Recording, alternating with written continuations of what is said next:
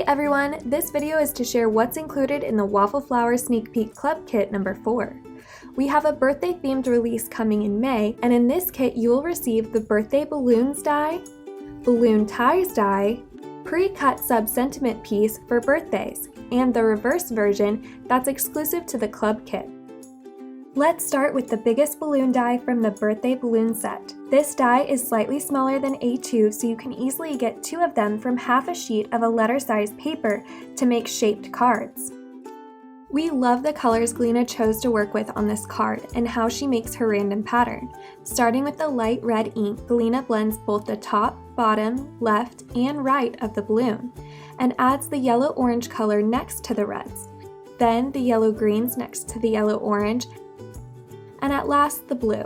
Notice that all of the colors are similar brightness and intensity. This is to ensure a harmonious look.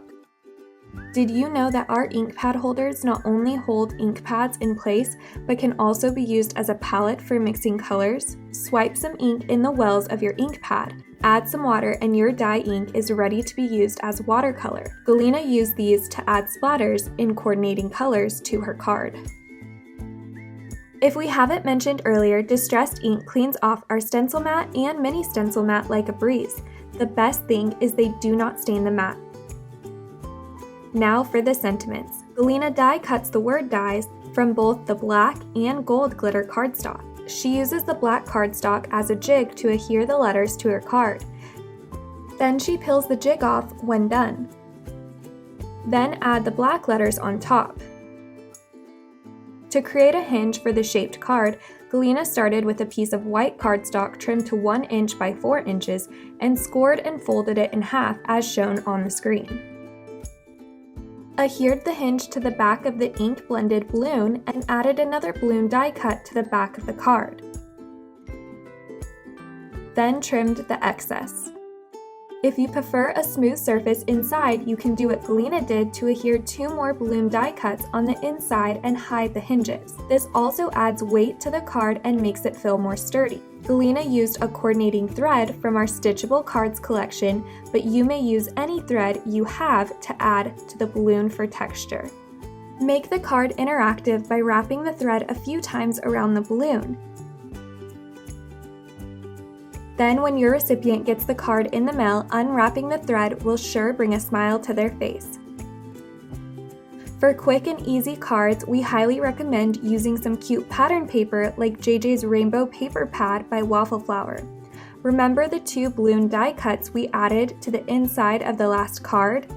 The leftover pieces with the window are easy to turn into a shaker card. Galina uses a piece of vellum to seal the window and helps tone down the bright background pattern for a more subtle look. Our foam strips are thin and easy to bend for slightly curved edges like balloons. Add some sequins to the center of the pattern paper, then add the shaker window on top. A tip here is to trim the pattern paper slightly smaller than the window piece so it's easier to have no edges showing on the front of the card after you've added the shaker window. We recommend adhering a double-sided adhesive sheet to the back of your cardstock before die cutting small word dies like this happy birthday die. Leave the letters in place after die cutting, then pick them up with a piece of washi tape. Remove any excess die cuts, then adhere them to the card all at once. Just remember to peel the letters off the die cut slowly and scrape a little with your fingernail to secure the tape on each letter. You are not limited to using the letters in a straight line. Galina added the letters along the edge of the rainbow stripe on this card, and the letters became a part of the design. Clever, isn't it? Talking about creative use of products, we have one more card by Galina to share. Cut a rectangle from the yellow cardstock using the 5th largest die from the A2 layers die. Galina is going to use the negative of the die cut on this card. First, cut out the balloon and sentiment from the yellow rectangle. Back up the letters with a piece of blue cardstock and add in the inside of the die cut letter pieces. You can also choose to leave out the small pieces if you prefer. Lay the yellow cardstock with the balloon window on top of the piece of the yellow-orange cardstock. Center the medium-sized balloon of the 3 and tape the die for another window. The edge of the backing layers will be behind the front panel, so they don't need to be perfect. Do the same with the smallest balloon.